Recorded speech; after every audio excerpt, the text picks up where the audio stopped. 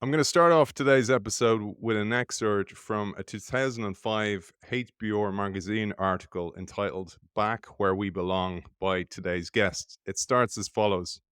For most of my 25 years at Pitney Bowes, the threat of obsolescence has hung over us. We are, after all, in a business that is deeply associated with what commentators are inappropriately referred to as snail mail. Our genesis was the postage meter, and still 85 years after Arthur Pitney and Walter Bowes brought it to market, more effective processing of physical mail is at the core of our business. To use the most ominous metaphor, we are the buggy whip to the Postal Service's buggy. The question constantly arises in a world increasingly transformed by email and other electronic communications, is our business destined to go the way of Pony Express? Perhaps it's no surprise then that as chairman and CEO, I spend a large proportion of my time, about 25%, on strategy. Speculation about our future enters into every discussion with every investor. It factors into customers' decisions on investing in capital equipment, and potential employees pose questions about it when they're considering joining us. I have to arrive at answers that I can put forward convincingly and with conviction, even if they clash with many people's assumptions. The point of this article and today's episode is not to sell you on the Pitney Bowes strategy at the time, though our guest hopes it will help us see its wisdom. Rather, as it is today for this episode, it's to put you in the shoes of someone who has a big bet strategy to sell every single day. It's a pleasure to welcome that person, the author of that article back in 2005, and for part two, after a stellar part one, former CEO and chairman of Pitney Bowes, Michael J. Critelli. Welcome to the show. Thank you very much, Aidan. I really am honored to be back on the program. Mike, it's great learning from you. I absolutely loved part one. I edited it especially before today's episode, so I had the full context of that episode. And then you brought me down many more rabbit holes with so much more of your content on your website that I'll link to. But also this article, I thought it was so brilliant to step back into your shoes 2 decades ago when you wrote it. And I thought we'd help set the scene.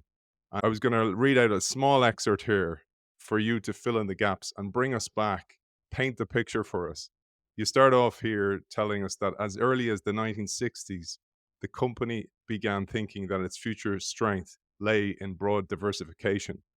By the end of the century, you had taken at least 6 different tracks, moving into ventures as disparate as non-core capital equipment leasing, mortgage servicing, and retail supply chain systems. Now you've shed those plans and are recommitted to your core business of helping companies manage their mail and documents more effectively. You think there's plenty of opportunity to grow that core, particularly in global markets, and to move into adjacent, lucrative market spaces. You also believed at the time that working collaboratively with other stakeholders in your industry, including postal services, you then could create more profitable growth opportunities. So that's a little bit of scene setting, but I'd love you to paint the picture more adequately and bring us back to where you were. Well, thank you. I think the most important insight that I got came very early in my Pitney Bowes tenure, and it was the random statements in marketing collateral in which we said at that time to send a first class letter, it costs at $1.50. Now, that was the postage was at that point probably 25 cents.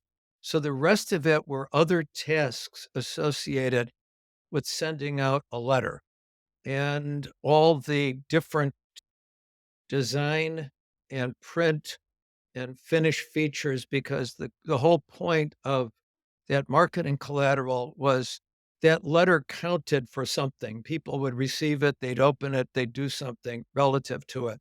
So what really intrigued me was how was the other $1.25 being spent? We had a very small share of that with the desktop mailing equipment.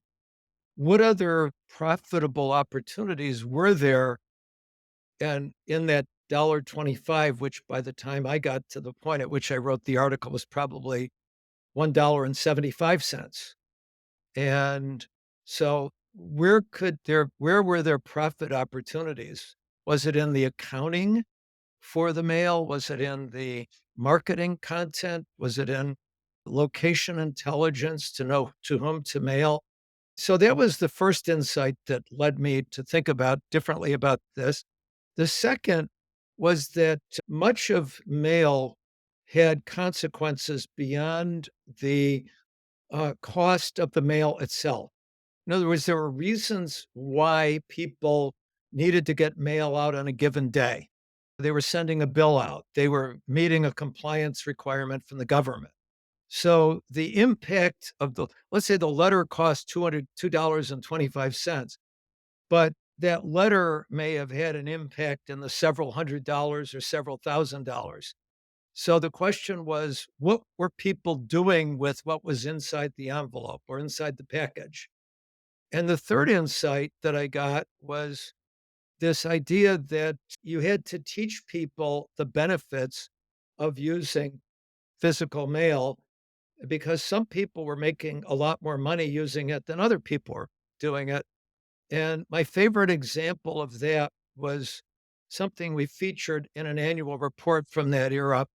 The woman who walked into a non-customer retail outlet, which was a Japanese restaurant, and the reason she walked in to sell the value of using mail was they were putting little flyers under her door when they were delivering to other apartments in her New York City apartment building. And she went to them and said, "Why don't you send a letter with promotionals to people who have been to your restaurant to get them to have their neighbors come to the restaurant?" And within a few years, not only did they have desktop mailing equipment, they had $250,000 console systems, and they were performing this service for other Japanese and Chinese restaurants, and they had opened up a second restaurant. So a lot of what we did was teaching people how to use a communications capability. So I looked at all of that and I said, there's a lot more opportunity than meets the eye here, which we weren't focused on before the year 2000. We were looking at ways to run away from the market as opposed to saying, where are the profitable opportunities within the market? I love that, Mike, because one of the things you say is understanding the competitive context and how it can be reshaped by your actions was your greatest strategic responsibility. And you said here, if I can bring in different frameworks, new lenses, and fresh vocabulary to help spring people from the entrenched mental models, that they may help us to innovate in strategically creative ways. I love that idea of empowering the organization to spot inflection points, weak signals, as we talked about in part one.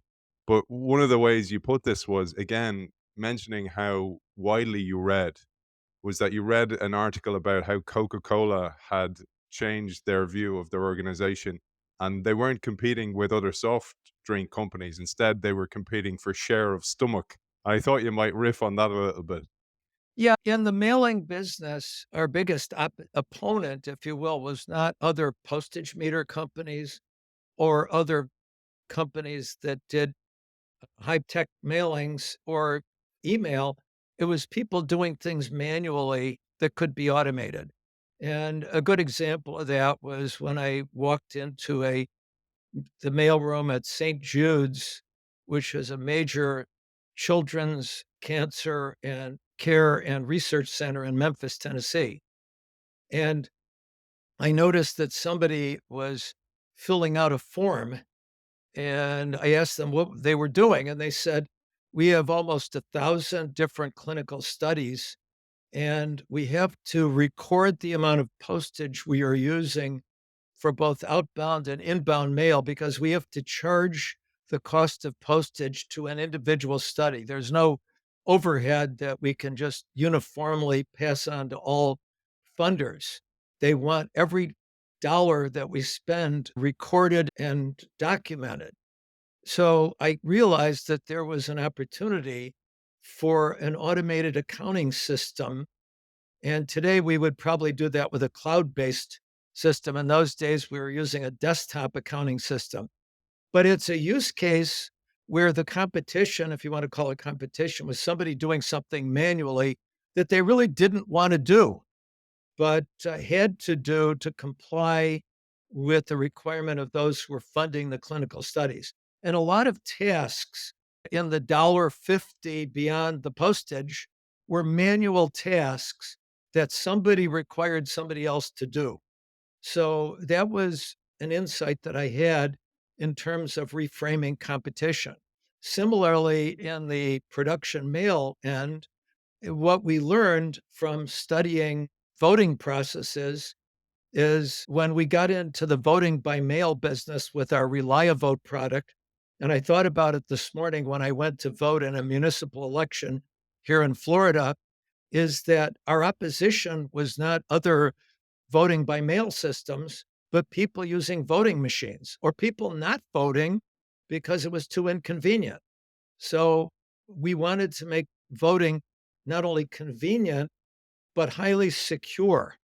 And unfortunately, in 2020, we went overboard in making voting convenient, but we sacrificed security. And we had, in that, you have across accusations of voter fraud or voter suppression. Both happen. They just happen in different places with different people doing them. And unfortunately for the Trump campaign, I don't think he understood what case to make because he lost every single case. And the voting by mail system, Republicans came to realize they had to embrace secure voting by mail rather than fighting it, because it is the better way to go for many people. You want to make you have early voting, you have voting by mail, and then you have voting in person.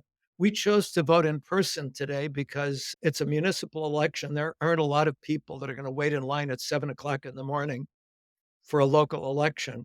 But when we get to November, we're probably going to do some sort of early voting so we don't have to wait in a 45-minute line at 7 o'clock in the morning to vote. But so we recognized that our competition very often was either manual processes or inertia. We'll come back to that, Mike, because this was a huge part of retrenching the organizational mindset and the culture, etc. Because as you moved more towards a service-based business, that entailed an entire change of how people thought, how they worked, out of their silos, less decentralized like they were before. I'd love to come back to that because that is a huge challenge many organizations experience today.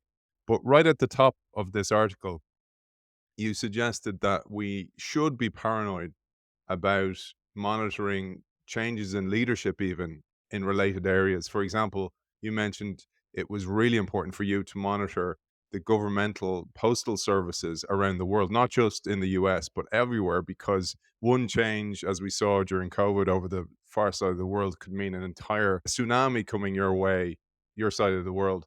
I'd love you to share that because you said here with a few missteps or the wrong leadership at the helm, the fortunes of certain postal services could change dramatically. And because of that, then you would reap the rewards or not, as the case may be. In the United States in the 1990s, the Postal Service went outside to hire Marvin Runyon, who had been a 37-year veteran of Ford Motor Company and eventually became the CEO of the Tennessee Valley Authority, which was a quasi-government corporation. And the problem with certain kinds of governmental entities in the United States, and I can't speak to, although I think there's a similar issue abroad, is that if I'm a leader who wants absolute power and control, these quasi government organizations are wonderful vehicles for having most of the powers of government, but almost none of its controls. And there was a book written in the 1970s about the most powerful man in New York State, a gentleman named Robert Moses. And the book was called The Power Broker. And he created the concept of an independent entity, and they were created by law. And basically, these were things like the Metropolitan Transportation Authority, the Niagara Mohawk Power Authority, the Port Authority of New York and New Jersey. And these had the power to condemn property, to tax people, but voters couldn't vote their leadership out of office. The only people they were accountable to were their bondholders and their boards of directors, but they were pretty much independent of control by citizens. So they had lots of power, but very little control over them. And this is dangerous to democracies. The people in government like that because then they can get things done without having to go through the messiness of having to subject themselves to public meetings and all of that. Most of that's changed, obviously, in the last 50 years. But Robert Moses built highways, he built bridges, tunnels. He did the two New York World's Fairs in 1939 and 1964 with almost no interference from the voting public. He built the Cross Bronx Expressway and displaced hundreds of thousands of people with very little ability of those people to stop what he was doing. And the Postal Service hired a guy like that who believed that he could do whatever he wanted. And he played hardball with a lot of external constituencies. Which what eventually got him fired was that the four postal labor unions were more powerful than he was. And they leaked a story to the Washington Post about how he had a small amount of Coca Cola stock, and Coca Cola was a vendor to the Postal Service. And the story was on the front page of the paper every day. And then eventually, members of the what's called the Government Accountability Office in the United States issued an inquiry to the Postal Board of Governors asking about this conflict of interest issue. So Runyon was ushered out the door. But we had a problem in those years because they were basically daring us to sue them because they thought they had absolute power and they were trampling on our rights. We ended up suing them. They thought they were going to win the lawsuit. The judge basically denied their motion to dismiss our lawsuit, and we ended up settling. They paid us $51.7 million dollars as the largest settlement they had ever paid out at that time. And fortunately, by that time, I actually met with Runyon's successors, and it was a wake up call for us. And we said, we can't let somebody take power and ignore those kinds of leaders who think that they don't need us. And unfortunately, that happened in Germany with the guy who ran Deutsche Post for 18 years, and it happened in a few other markets. So I paid a lot of attention to what went on in non US markets. The UK and France, we ended up having great relationships with them. But Germany was challenging on my watch because the German government allowed this guy to basically raise up the cost of first class mail. It was the equivalent of 75 US cents, whatever the equivalent rate in euros was. And they were using all this excess money to buy up logistics companies. They bought up DHL, they bought up Airborne. They lost a lot of money in these other businesses, and it was being subsidized by the individual German ratepayer. And they basically stole a lot of our good ideas at the time. There was nothing we could do because they were a regulator as well as a competitor. And I sent my board of directors a book called Competing with the Government to make them understand that this was a different environment than dealing with the Securities and Exchange Commission or the FDA or the Federal Trade Commission. These were people that were in our business competing with us while they were regulating us.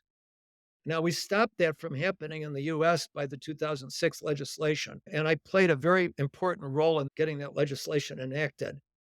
So it was very important to protect our interests by being active in postal advocacy, something that my successors did not do. That's such an important point, Mike, that's not often made, that idea of competing with different rules. It always reminds me of, if you've seen that movie, The Gladiator, Yeah. and he stabs him in the side and then fights him. Like, it's not fair to fight those ways. And as you said, if they're competing and using taxpayer money to compete, then how the heck can you compete with that? Something you said to me before we came on air was the idea of giving the full picture, because when people compare themselves, even as a leader, some leaders will be comparing themselves to you and the decisions you made, but it's an entirely different context. I think this is such an important point you made to me before. You cannot compete at that moment in time. the decisions and the information you had available to you, the playing conditions at the time, the international conditions. I mean, some of the things you were dealing with were just after experiencing the anthrax tainted letters, for example. What will that do to our industry? There was so much coming at you at the same time that you just can't compare yourself to go, I would have done this when I was in his shoes. Yeah, ultimately, every market environment is different. And like you said, if you're going to really learn the lesson and apply the lesson that's put in front of you in a business book, you really have to understand what was going on at that time. You also have to understand what the market situation is. And I'm going to go out on a limb here. One of the common mistakes people make about whether to go into a market is they'll say, is it a big market? Is it an attractive market? And they assume that if you answer those two questions and you say, and can I compete in that market? Then let's go into it. What you don't understand is that there's another question you have to ask, which is if everybody considers that market attractive and enters it, then it becomes an unattractive market. And there's an old British economist concept called tragedy of the commons. And the tragedy of the commons is there's a fertile grass field in the town commons. And when too many farmers put their cows in the field or sheep, whatever, the grass gets eaten up and it's no longer attractive. So the ideal market to enter is a market that appears less attractive than it really is, or where you have this unusual competitive advantage that's sustainable that isn't recognized by other people.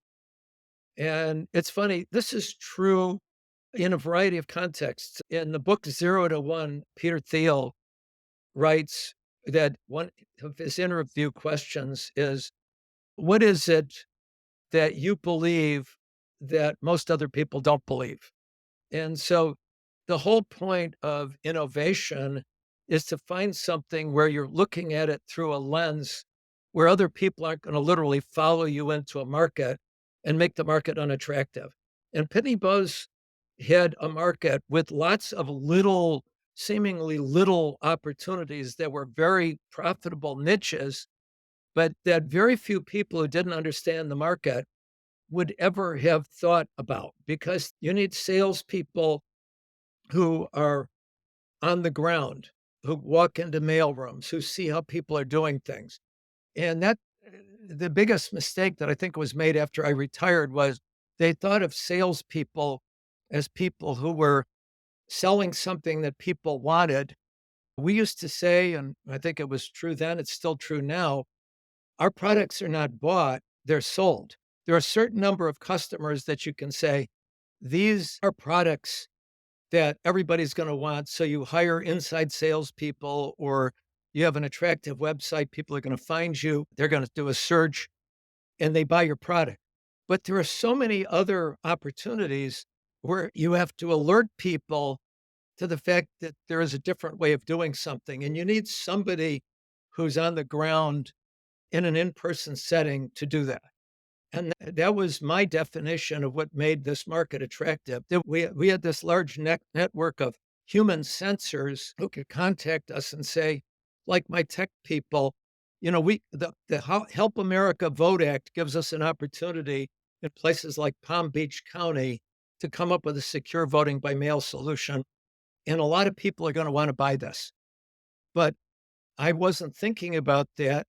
But people on my team were thinking about it, and all I had to do was say, "Go ahead and do it." And there were other things I learned about. I think I might have mentioned somewhere, may or may not, maybe not in that article, that my daughter and I were coming back from a ski trip in Vail, and Pitney Bowes had acquired a company in Boulder on our way to visit my nephew, who's a surgeon in Denver. And I said, "I'd like to visit this. I don't know what they do there." And they had location intelligence software applications. And I saw this as a potential future for the company. And we built that up and eventually acquired Map Info, and it was a $400 million business. But it was asking, how do you use this stuff? And we had customers like Darden restaurants that used this software to figure out where to locate restaurants like Olive Garden. The post offices were using it abroad to figure out where to put a retail post office. New York City was using it in their CompStat system to figure out where to deploy foot patrolmen and where to have them walk every day on their beats. And I said, this address management is a core capability of Pitney Bowes and the Postal Service. We should be in this business and we should grow this business, and it'll survive even if mail volumes decline. But it was a random visit to a $10 million operation in 2005 that caused me to see that. So you got to have, whatever expression you use, boots on the ground, feet on the street. And that's how you find these opportunities. And the company we acquired, Group One, had not seen the potential of this business that I saw, but we saw it and we built on it. And unfortunately, after I retired, Pitney Bowes did not continue to invest in it. That's something I'd love to come back to, because one of the ways you say you can survive, because disruption comes for everybody, we know that. The innovator's dilemma, you mentioned that in part one of this series, also comes from you, where you'll be undermined by somebody who will do it cheaper, or the internet will change your business model entirely. And one of the ways you can compete and survive, at least if not thrive, is through spend on R&D. That was something you did massively. So I'm going to throw a couple of things, and please go wherever you like with this. The first was one of the key things you said there, and I mentioned this in part one, you expanded upon it, was that it's not you who determine value, it's the customer. And that was a lesson you learned when you worked in the law industry, in the Yeah, legal industry. And then the other one was, you mentioned Steve Blank and Eric Ries in part one, and that concept of get out of the building. And then the third thing I just love you to share was this idea that by getting outside the building, because this is something I've definitely learned from you that you've done consistently, was get out there into the mail rooms and have the sensor turned on. You mentioned that term sensor, have the sensor turned on for senses of change and being able to read what they could possibly mean. Those things combined create this kind of, I always think of that idea of the bat computer, to be able to understand what's going on out there. I learned this lesson from being around sales managers who were really good at their jobs and people who ultimately were elevated to vice presidential positions. And I said, what's the secret of success for the people that are really good at what they do, very good at what they do? And he said, they steal with their eyes, meaning they spot an opportunity. The other thing they do, and this is why we hired and I consented to hiring anthropologists, is it's what people don't tell you about what they're doing and don't think to tell you, but what you observe that ultimately are the biggest opportunities. You know, the old Henry Ford expression comes into play when he says, if I asked 100 consumers what they wanted in 1905, they'd say more reliable, faster horses, as opposed to a motorized vehicle that could replace the horses. So you have to bring a certain kind of intelligence to spotting those inefficiencies and tasks. And you can only do that by either being there or by talking to people who are in the trenches or on the street or whatever term you want to use. And that's what I did. I would just be out there to pick up on those kinds of senses and opportunities that other people weren't picking up on. Mike, one of the things you mentioned in this article as well, and this is useful for leaders who go, oh, well, that's well for Critelli. He had time to do that, but you made time to do that. But you also engaged other people. So you hired a chief strategy officer. You also had Institute for the Future on the books in order to see what was coming down the line. And then you also leaned into the idea of scenario planning. And I thought this was really interesting, because these are helpful things for organizations in times of unbelievable change, that you have to have more eyes on the ground. Yes, activate people like Mike said, your salespeople, your people out on the ground, the mailrooms, etc. But also having people who are dedicated to that is an important step. Absolutely. And you need to hire a certain kind of person. It's funny, there are telltale signs that seem very unrelated to what you just said.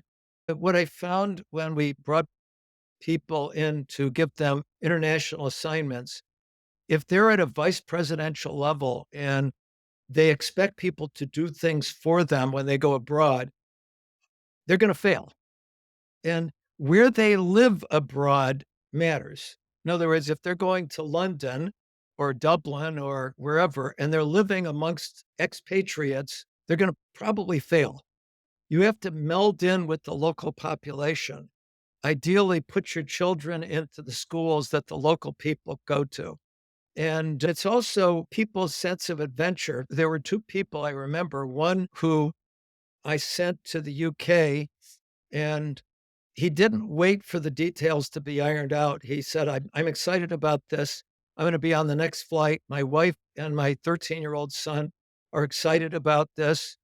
And they're really looking forward to the adventure of being in a completely foreign location for them. And then you have somebody who hangs back and negotiates every detail about relocation.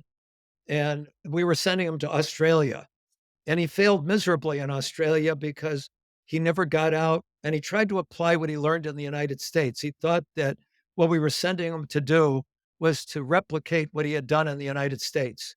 And oddly enough, the most successful international hire I ever did was an American who was not in management in the United States, but had been in sales because he was hands he learned to be a manager on the fly, but he used a lot of hands-on tactics to adapt to the foreign environment, and he succeeded. The people who were at a higher level that we were training to see if they could move from vice president to president, they had lost the ability to understand how to get the job done if they had to do it themselves. One of the things that I tuned into, it was a very much one-liner within your writing, and I wrote an article on it because I tried to write an article that expresses some of the feelings or the themes from each of the episodes, and this sparked me to write this article, and it's essentially the tyranny of the term "we tried that already." And you say you got to consistently revisit assumptions. And I'd love you to share your thoughts on that because it's something you said here that you have to look at what's changed in the world and come back to it on a regular basis. Or as you actually say, you say it's a question that has to be revisited continually. And that is a huge amount of investment for a leadership team because they like to just put a line through it and feel like they can move on and onto the next of their to-do list, which is never ending for leaders. My favorite example of that, and it was not getting into a new business, but getting into a new country. We tried multiple times to acquire a company in France. It was the only company we theoretically could acquire because it was the only one not competing in the United States. Anybody we wanted to buy who had a US operation, the US Justice Department would not have allowed it.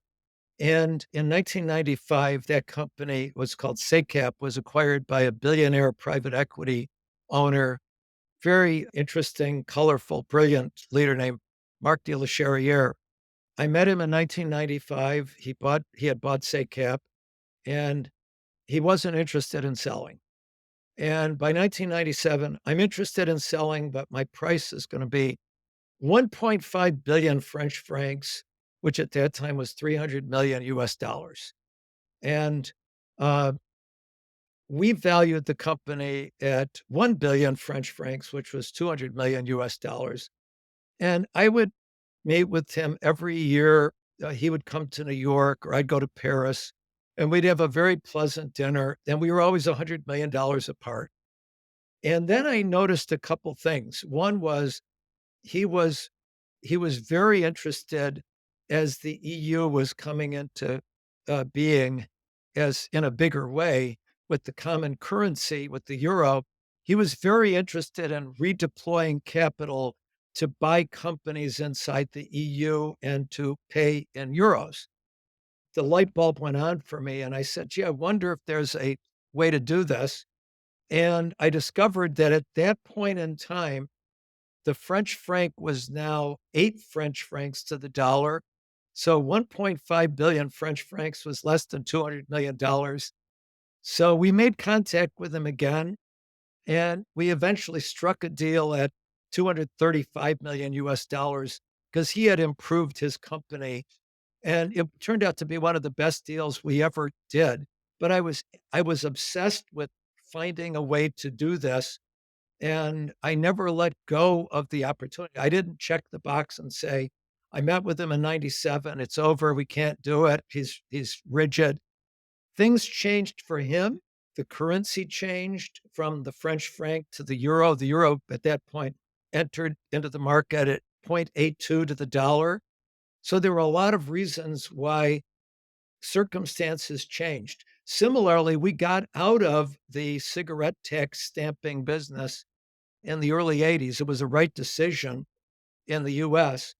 And 2003, we discovered that that business made sense in Asia where there was a lot of counterfeiting. And we're putting stamps with the new metering technology, digital metering made sense. So we re-entered the cigarette tax stamping market as well as the broader authentication market in Asia, because as my head of Asia Pacific said, these are low trust societies where there's a lot of counterfeit goods in the market. I always assumed that businesses or opportunities succeed or fail at a point in time, and you have to constantly say, what's changed, either for good or bad. Brilliant. And now they're all ripe for disruption by things like blockchain. So You the know? world keeps on changing. But there's a I wanted to Mike has to run to another meeting, so I have limited time. There was a key change I mentioned at the top of the episode, and it was where you had to retrench culture, how people worked. You had to centralize the organization in a time when it was originally conceived to be a decentralized business, which is so difficult to do. And this was when you had to move, as you said, towards a more management service business, which many organizations had to do.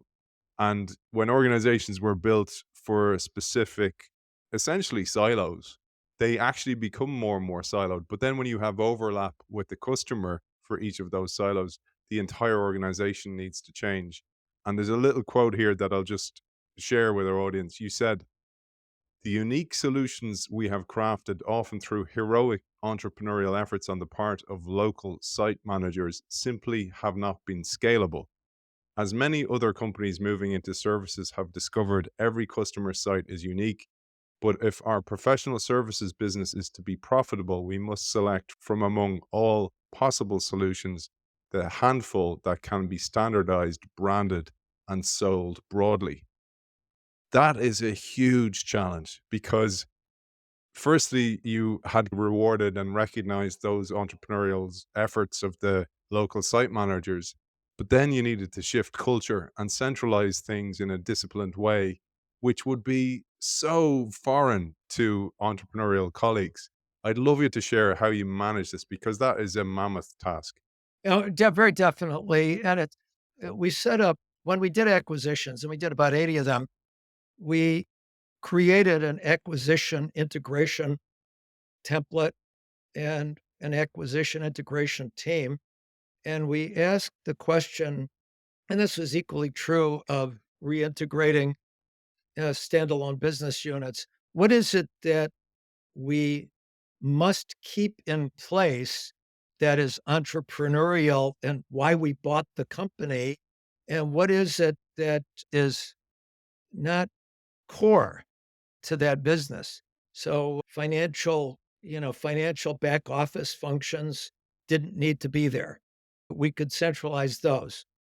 HR, some of the things in HR needed to be decentralized, others, particularly recruiting, but others needed to be centralized. We went from 25 different benefit packages down to 4, and we did the same with policies and procedures like overtime, vacation pay. We recognized that there were differences in markets, but not as many differences as people thought in the individual business units. And one of the challenges I had was that um, people would glibly make the statement, "Oh, if I don't control it, I can't be held accountable." And my answer to that is there are a lot of things that we can't control, even within an individual business. We don't have salespeople say, I can't be held accountable for not getting sales because I don't control what the customer does. If everybody had the attitude of, I've got to control it, and I basically said in every job we have, you've got to be able to show the skill of being able to influence others. And if you can't influence and you can't come up with basically reaching the happy medium, you don't belong. And I also pointed out customers look at us as one company. Investors are investing in Pitney Bowes not because we're basically an intermediary allocating capital. They believe in our business in certain parts of the business.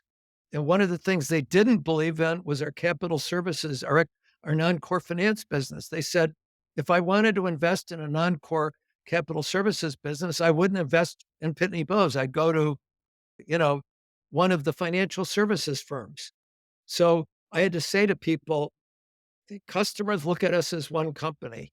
Investors look at us as one company. The community looks at the Pitney Bowes logo and name, not Pitney Bowes Mailing or Pitney Bowes Management Services. So that was the biggest challenge on my watch because the prior culture had moved from highly centralized up through the early to mid 1980s, up to highly decentralized from 85 to 95. And during that period, you had group presidents that basically felt like they didn't belong with the rest of the company. It's a huge challenge, and it happened other companies like W.L. Gore and Son, which were famous for their decentralized nature, but as the world changed, so too does the structure of the organization change. Mike, I've one last question for you, and this is to do with you mentioned in part one about exiting the external finances business, and this was a point where you weren't able in a decade be able to attend this board meeting, and you expected the board just to tick the box and move on. But in your absence, they resisted. And I thought about this, how important it is. We often talk about it on the show about entering markets, but actually exiting markets or shuttering parts of the organization is a really difficult thing. And if you had any recommendations for leaders or even VCs who listen to the show, what would be your main points? Yeah, first of all, it wasn't a board meeting, it was a board committee meeting. I've never in my life missed a full board meeting in any company where I was on a board or definitely not as the CEO. This was the finance committee. My advice is that what we ended up doing there was taking a snapshot as of that point in time and bringing in an investment banker that we weren't using to do the potential divestiture to basically say, if we were going to enter this business today, what kind of cost of capital would our investors or any investors expect in a standalone business? And the term that my Eaton board colleague, John Miller, acquainted me with was risk adjusted cost of capital. And if you looked at future revenues and profits from this business, you did a discount to the present based on a higher discount rate than the discount rate we used to enter the business, the discount rate we were using in other parts of our business, or the discount rate we'd use with the proceeds for anything else we were going to invest in. So you look at the risk at that point in time and you get a third party to say, if I were in this business today, what would I do? And Andy Grove talked about that in the book, Only the Paranoid Survive, when he and Gordon Moore met and they were in the memory chips business. And they said, if we were walking into this business today, would we still be in it? Would we want to stay in it? And they said, no, we would exit it. So you got to step back and take a fresh look based upon a rigorous cost of capital analysis and probably get third party investor or analyst assistance in doing that. And that's the only way you take the emotion out of it, the built-in loyalty. You've got to be very cold-blooded about that because I love the people in capital services. They were my favorite, probably my favorite people in the company. They're very entrepreneurial. They moved quickly. They were innovative.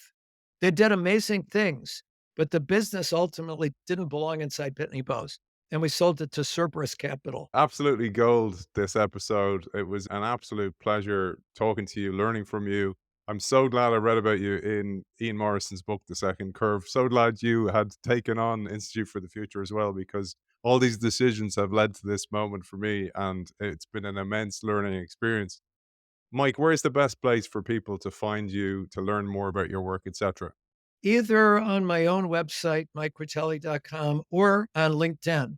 Just to give you an idea of something I'm interested in, as the president of my condo association, I literally published an article this morning about the issue with the collapse of those towers, the collapse of a tower in the Miami area in 2021, and what investigators are learning. The other thing to keep in mind is I'm a co-owner of a company called MoveFlux. The website's not going to be terribly revealing, but we are launching some new products. So watch what I'm doing there as well. Any of those sites will give you visibility into what I'm doing. And I've published in MoveFlux and its Make Us Well affiliate blogs in the last few years on health related issues. Also, I have some good news for me. Mike is going to feature in my new book as well some of the lessons I've learned from him, and that I'm going to infuse into that forthcoming book as well. For now, it's been an absolute pleasure talking to you, Michael J. Critelli. Thank you for joining us. Thank you. And I'm honored to have been here. It was a pleasure for me as well. And good luck to you on your work on the book.